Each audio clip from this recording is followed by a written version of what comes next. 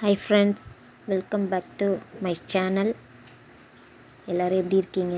இன்றைக்கி நம்ம சேனலில் மழைக்கு நல்ல சூடான ஒரு பூண்டு சாதம் தான் நம்ம செய்ய போகிறோம். பேன் அடுப்பில் வச்சு சூடாகட்டும். முதல்ல அதுக்கு தேவையான பொருள் எல்லாம் என்னன்னு பார்க்கலாம். பாருங்கள், மெயினான ஒன்று பூண்டு ஒரு 15 20 பல் எடுத்து நான் சின்ன சின்னதாக துருவி வச்சுருக்கேன். நீங்கள் வேணுன்னா பூண்டு பேஸ்ட்டாக கூட யூஸ் பண்ணிக்கலாம். பாருங்கள், இந்த அளவுக்கு சின்ன சின்னதாக நான் துருவி வச்சுருக்கேன். பாருங்கள், நீங்கள் பேஸ்ட் அதை அரைச்சி கூட நீங்கள் பேஸ்ட்டாக எடுத்துக்கலாம், பூண்டு மட்டும். அதுக்கப்புறம் பார்த்திங்கன்னா ஒரு பெரிய சைஸ் வெங்காயம் நான் கட் பண்ணி வச்சுருக்கேன். ஒரு கப்பு சாதம் தான் நான் செய்ய போகிறேன், அதனால் ஒரு வெங்காயம் எடுத்துருக்கேன் பெரிய சைஸு. அதுக்கப்புறம் கொஞ்சம் கருவேப்பிலை எடுத்துருக்கிறேன். ஒரு சின்ன தக்காளி ஒன்று எடுத்துருக்கேன். தக்காளி அதிகமாக போடக்கூடாது, அதனால் சின்ன தக்காளி ஒன்று.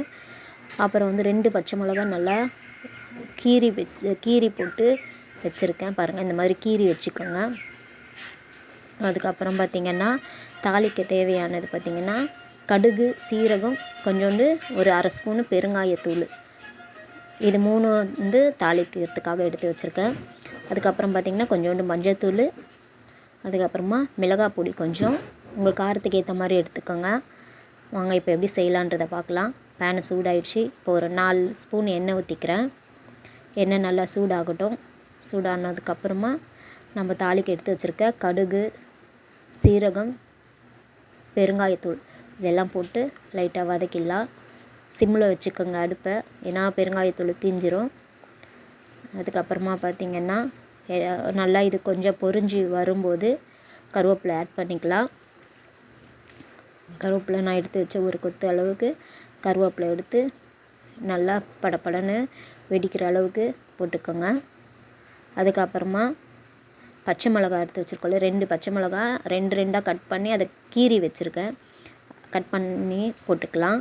அதை போட்டதுக்கப்புறமா துருவி வச்சுருக்கிற பூண்டையும் நான் ஆட் பண்ணிக்கிறேன். ஸோ இந்த மெயின் டிஷ்ஷு பூண்டு சாதம்ன்றதுனால பூண்டு கொஞ்சம் அதிகமாகவே போட்டுக்கோங்க. பூண்டு ஃப்ளேவர் பிடிக்காதவங்களுக்கு கூட இது அந்த ஃப்ளேவர் தான் தெரியுமே தவிர ரொம்பலாம் தெரியாது. சாதத்தோட சூப்பராக இருக்கும். மழைக்கு நல்லா சுட சுட செஞ்ச உடனே சாப்பிடும்போது அவ்வளோ ஒரு டேஸ்ட்டாக இருக்கும். இது ஒரு சிப்ஸு வச்சு, உருளைக்கிழங்கு சிப்ஸு வச்சு சாப்பிட்டோன்னா போதுங்க, அவ்வளோ டேஸ்ட்டாக இருக்கும். அது பிள்ளைங்களுக்கு ஸ்கூலுக்கு லஞ்சுக்கு பாக்ஸுக்கு கொடுக்கறதுக்கு கூட இது செம்மையாக இருக்கும், விரும்பி சாப்பிடுவாங்க. இப்போ வெங்காயம் ஆட் பண்ணிக்கலாம். பூண்டு நல்லா கொஞ்சம் ஓரளவுக்கு ப்ரௌன் ஆகணும். பூண்டு பச்சை வாசனை போய் கொஞ்சம் ப்ரௌன் ஆனதுக்கப்புறமா வெங்காயம் ஆட் பண்ணிக்கலாம். வெங்காயம் ஆட் பண்ணி நல்லா கலரை விட்டுக்கலாம். கொஞ்சம் நல்லா வதங்கட்டும். ஒரு 75%லேருந்து 80% வரைக்கும் கொஞ்சம் வெங்காயம் வதக்க விடுங்க. ரொம்ப ப்ரௌனாகவும் ஆகக்கூடாது. நல்லா வதக்குங்க. நல்லா சின்னவங்கள்லேருந்து பெரியவங்க வரைக்கும் எல்லாருமே சாப்பிடுவாங்க, யாரும் வேண்டானே சொல்ல மாட்டாங்க. ஸோ அவ்வளோ டேஸ்ட்டாக இருக்கும் இது. பாருங்க, நல்லா வதக்கிக்கோங்க. அதுக்கப்புறமா தக்காளி போட்டுக்கலாம் ஃப்ரெண்ட்ஸ். ஒரு தக்காளி தான் நான் வச்சுருக்கேன். தக்காளி அதிகமாக போடாதீங்க இந்த டிஷ்ஷுக்கு, அப்புறம் தக்காளி சாதம் மாதிரி ஆகிடும். அதனால் சின்னதாக ஒரு தக்காளி நான் எடுத்து ஆட் பண்ணிக்கிறேன். நல்லா தக்காளி மசிகிற அளவுக்கு நல்லா வேகட்டும். இப்போ கொஞ்சோண்டு மஞ்சள் பொடியும் நான் ஆட் பண்ணிக்கிறேன். இந்த ஸ்டேஜில் நீங்கள் உப்பும் கூட ஆட் பண்ணிக்கலாம்.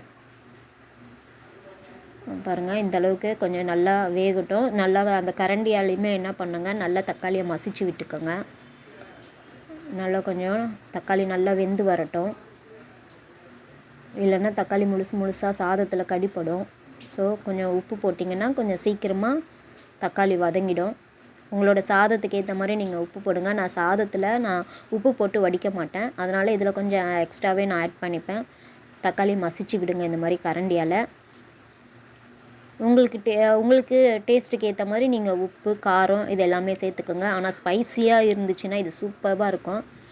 பாருங்கள், நான் 1 ஸ்பூன் 1.25 ஸ்பூன் அளவுக்கு நான் மிளகாத்தூள் போட்டுக்கிறேன். இந்த டிஷ் வரைக்கும் கொஞ்சம் ஸ்பைஸியாக இருந்தால் தான் சூப்பராக இருக்கும். ரொம்ப காரம் இல்லைன்னா நல்லா இருக்காது பூண்டு சாதத்துக்கு. ஸோ இது ஆந்திரா ஸ்பெஷல்னு கூட சொல்லலாம். பாருங்கள், நான் இந்த ஸ்டேஜில் நான் ஓரளவுக்கு 1 கப் அளவுக்கு சாதத்தை எடுத்து வச்சுருக்கேன்.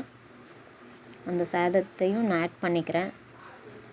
ரொம்ப ஈஸியான ஒரு டிஷ்ஷு, 10 நிமிஷம் சாதம் வடித்து வச்சுருந்தா போதுங்க. 5 நிமிஷம் 10 நிமிஷத்தில் சூடான ஒரு சாதத்தை நம்ம சாப்பிட்லாம். பூண்டு சாதம் அவ்வளோ ஈஸியாக இருக்கும் பாருங்கள். நல்லா கலரி விட்டதுக்கப்புறம் கொஞ்சம் கொத்தமல்லியை எடுத்து நான் தூவி விட்டு நல்லா கலரிக்கிறேன்.